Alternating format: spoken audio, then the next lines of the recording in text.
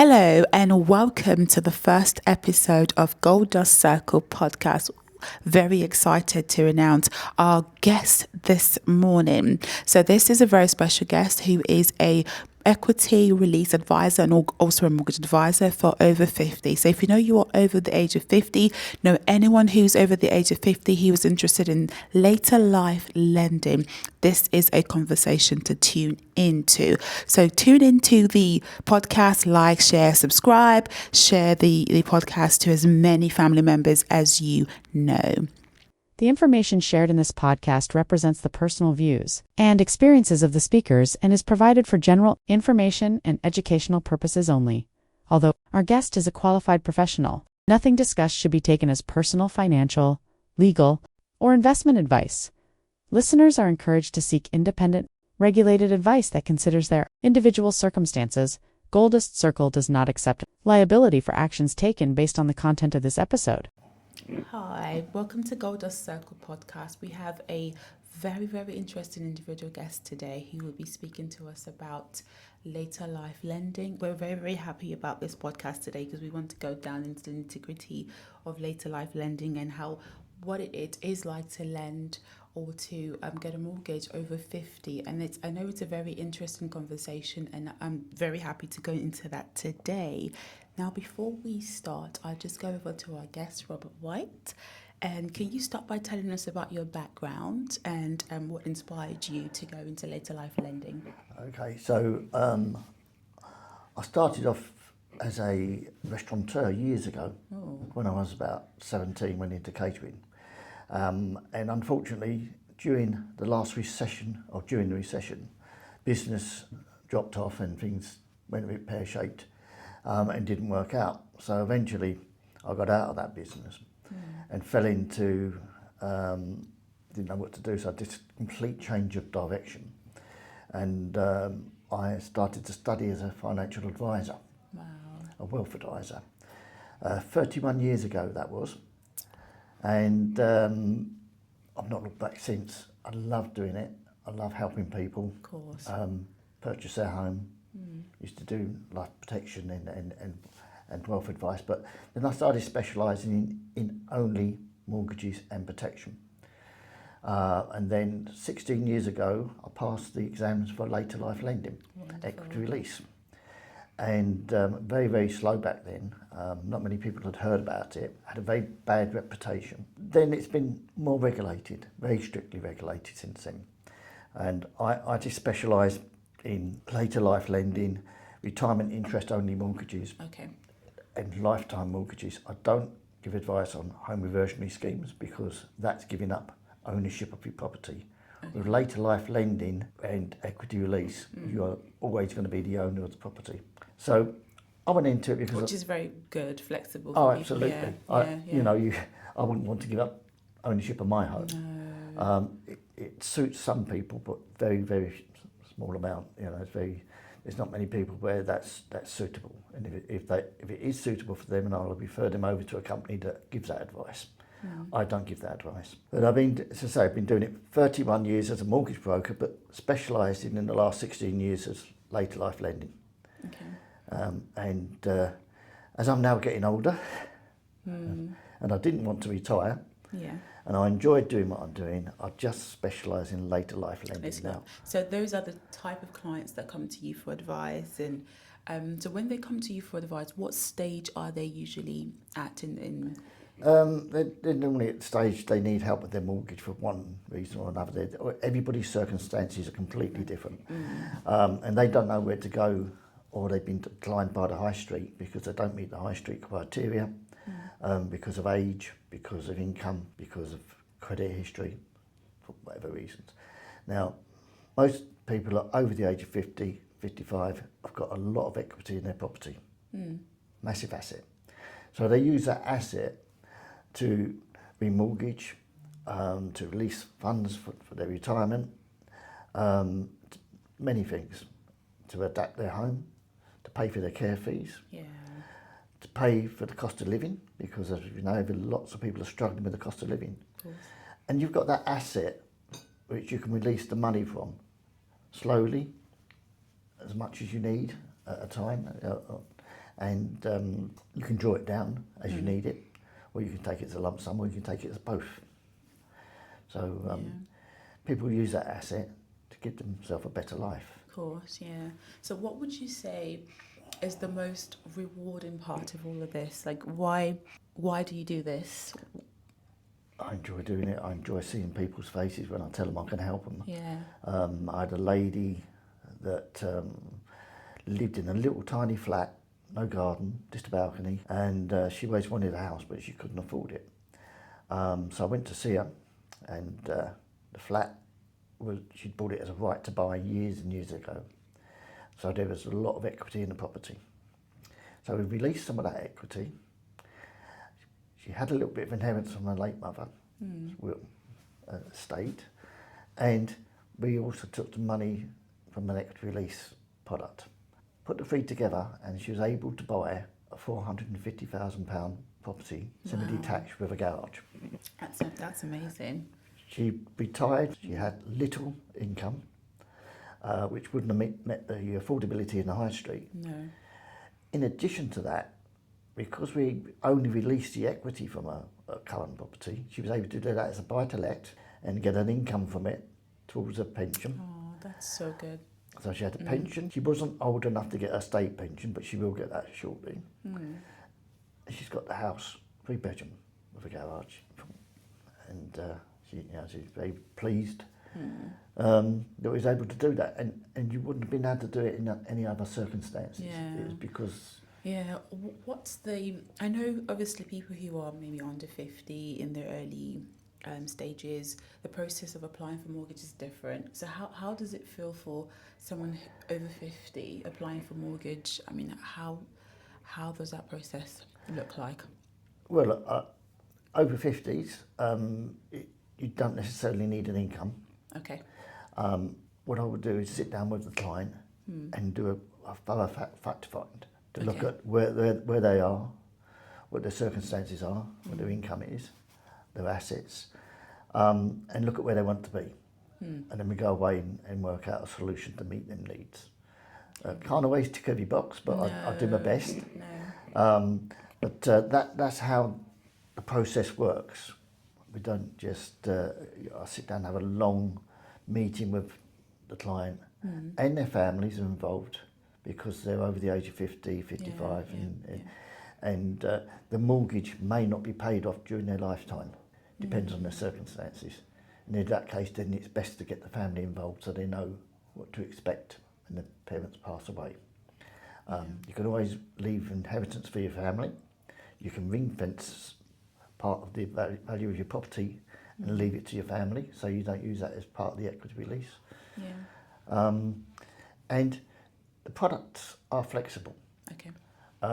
Depending on where the recommendation goes, because there's income assessed products that, based on your income and affordability, Okay. you can get the mortgage. And there's ones that are not based on income and affordability, they're based on the value of your property and your age. Okay. But they give you absolute security of staying in your home. You'll always own your home. You'll never be pushed out. Even if you didn't make the mortgage payment, you're not going to lose your home. Unlike if you took a high street mortgage and didn't make the payments, then we know what's going to happen. You're going to get a default, No, of course, yeah. and eventually you could lose your home. So a lifetime mortgage, it gives you the security and allows you the flexibility to do whatever you wish. Oh, that's good. No, that's really good. What would you say about equity release? There's a lot of conversations about equity release. What are the advantages of equity release and disadvantage of equity release? But the advantages of equity release is that they're flexible. Okay. They allow you to draw down additional funds without having to reapply. Yeah. So you can have a lump sum at the start of the lifetime mortgage and a reserve facility to draw down as and when you need it. Fund things that you want to do in your later life. Yeah. And it can also fund care in your home. Yeah. So you can release money as and when you need it. Most people nowadays they're not looking to release it for a car or go on holiday, although you can. they release it to do work on their home, to pay off the mortgage, and also to fund long-term care in their home. Because since COVID, people don't want to go into care homes.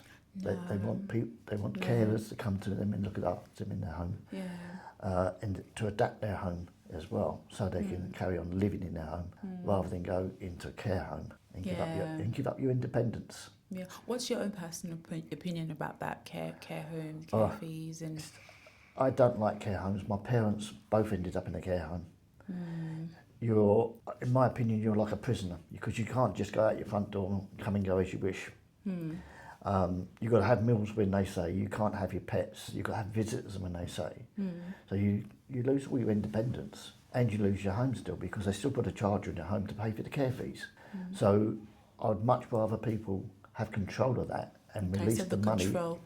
Have control of their asset, their home, release the money from their home to pay for their care fees in their home. Well, you do get some people who don't mind, right, going into the care homes, of course, and depending on who you are, I guess you still got to pay for it. Yeah.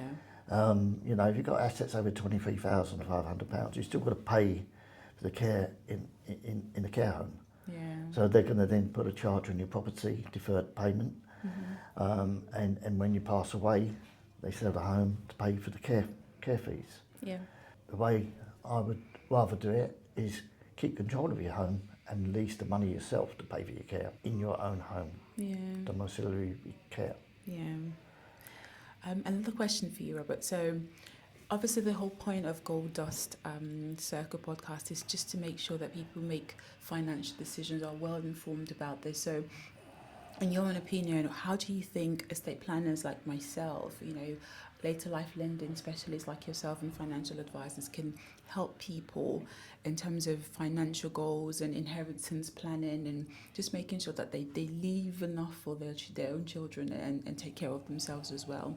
Well, as I said, I do a fact find and I involve other people in the process. Okay. I refer to specialists that do wills, protection, wealth advisors, estate planners, etc. Because I don't give that advice. Let's talk about lasting powers of attorney, because I know you're very passionate about making sure people have that as well. What's your opinion about lasting powers of attorney and why are they important? It is very important, especially if you have a drawdown facility on your lifetime mortgage. Okay. Because if you lose your mental capacity, then you can't necessarily draw down that funds from your lifetime mortgage when you need it. No. It will revoke that facility because you need mental capacity. You can have a power of attorney, husband and wife, but you still need additional attorneys to be able to make that work. Otherwise, the drawdown facility can fail. Okay. So I would always advise people not like a mirror's will where the husband leaves it to wife and vice versa. When it comes to a power of attorney, I think you always need additional attorneys. So what is the most, I know you have clients and you see people, complex situations. What is the most memorable, what can you say that this is a most memorable client that, wow, this case, this story, it's a success story, by the way, obviously we want to share success stories. Can you give an example of one? I've got one lady that's she's 72. She's in a marriage she wants to get out of, a second marriage. She wants to divorce her husband. He's living in the property with her. Now, they're not doing very well because this has been going on for 2 years, and it's not a very nice, position to be in. She wants to stay in a home and buy him out, and lifetime mortgage will allow her to release equity from that home to pay the settlement for his financial settlement for the divorce. And she will stay in the home. And later on, she's got another home that she owns with her daughter. She's going to sell that, and the family will move in once the grandchildren have left school.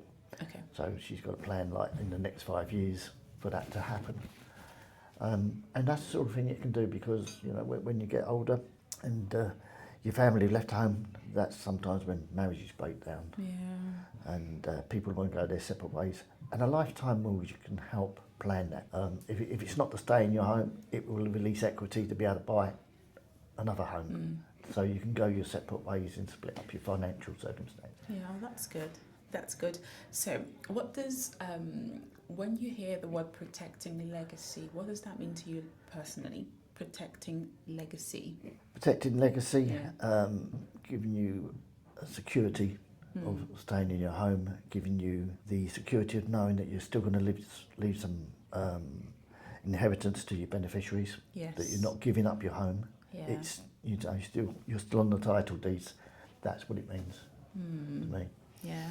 I like how you link protecting legacy to property. Obviously, ensuring that children, your loved ones, also inherit from your estate. No, that's really, really good. So, do you find more and more clients, wanting to leave legacies to grandchildren? Yes, grandchildren and children. You work hard all your life. You can gift it to them now as a deposit, and I've done that before. You stay in your home, it doesn't affect you. You're just taking some of the equity out of your home, the value of your home out to gift it to your family, to allow them to get on the property ladder. Yeah. Okay, another piece of advice from you. So for anyone who over the age of 50, 60, 70 looking to remortgage or just get a mortgage, what should they know before applying? Like, what are the things that they should have in place before applying? That's a difficult one.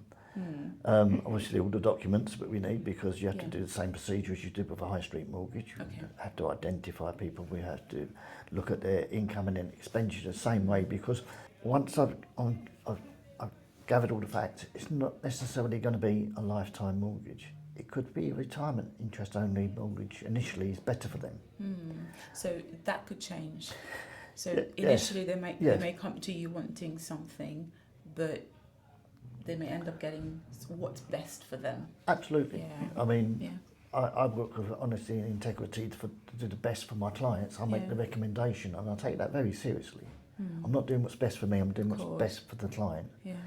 Therefore, I want to gather all the facts. And if the mortgage is affordable, and affordable during their retirement as well, then they could do a retirement interest only mortgage for the rest of their life, where they can fix the rate and it's repaid even when they go into nursing home or they pass away.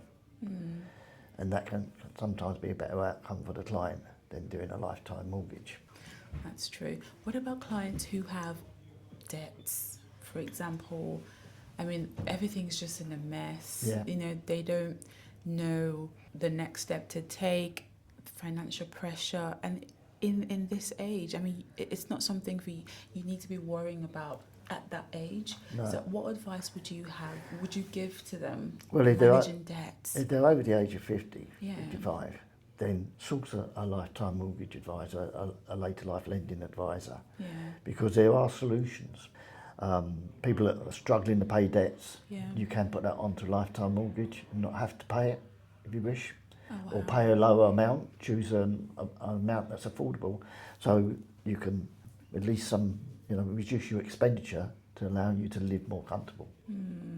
Wow, that's a relief. I mean, that is a relief. And like I said previously, dealing with death, that's not something you should be carrying alone at that age, isn't it? So knowing that there are options available to manage that, the agreement that you can put in place to get rid of those CCJs, that's really amazing. Yeah, Robert, how do we get in touch with you if people and viewers want to use your services? Can you tell us more about your company? Yeah, Mortgage and Lifetime Solutions, there's a website. Okay. www.mortgagelifetime.com and or my email, and that's all on the website. That's fine. And you can initially contact me by phone, email, or by the website to make an inquiry, which is not going to cost anything. You need to make an inquiry, see if I can help them, and if I can, I will. If I can't, then that's no problem. I mean, it's been a breath of fresh air speaking to you, Robert. Before you leave us, what word of advice or encouragement would you have for anyone, just from just personal advice, anyone who is looking to go into remortgaging or mortgaging later life? What would you What advice would you give to them? Explore all the alternatives. You know, look at your asset as part of your retirement solution. You know, a lot of people haven't got sufficient retirement When is the pensions. best age to start planning for that, in your opinion? As you get older, when you reach 55, 60, you can look at the options. The older you are, the more you can release from your property. Okay. The maximum you can release is about 56% on the value of your property, depending on how old you are. So, as I said, there's no right time, but it depends on what you want to do. I had clients that get to 65, mortgage lender won't extend their mortgage. They need to pay off their mortgage. They then get in contact with me and we switch it to either retirement interest only mortgage or a lifetime mortgage, whereas they can decide how much they pay or how long they want to pay it for, because there's various different products out there. So we tailor it to meet their needs. You tell me what you want to do, and then I'll find a product that meets or ticks most of them boxes. Because you can take a lifetime mortgage from the age of 50 up to 75, and then it can roll over to a payment term mortgage up to from the age of 50 up to 75. Then it rolls over to a lifetime mortgage when you stop making the payments. Okay. But you can still make optional payments after that, but they're not mandatory payments and they're not income assessed after that age. So Brilliant. That is one product. There's many products. As I said, when I'm doing a fact find, I will look at the most suitable options, discuss it with the client, and see if that's what they want to do. Of course. No problem. Thank you so much, Robert, for gracing our podcast today. If you found today's discussion useful, please remember that everyone's situation is unique. Always seek regulated, personalized advice before making financial or legal decisions.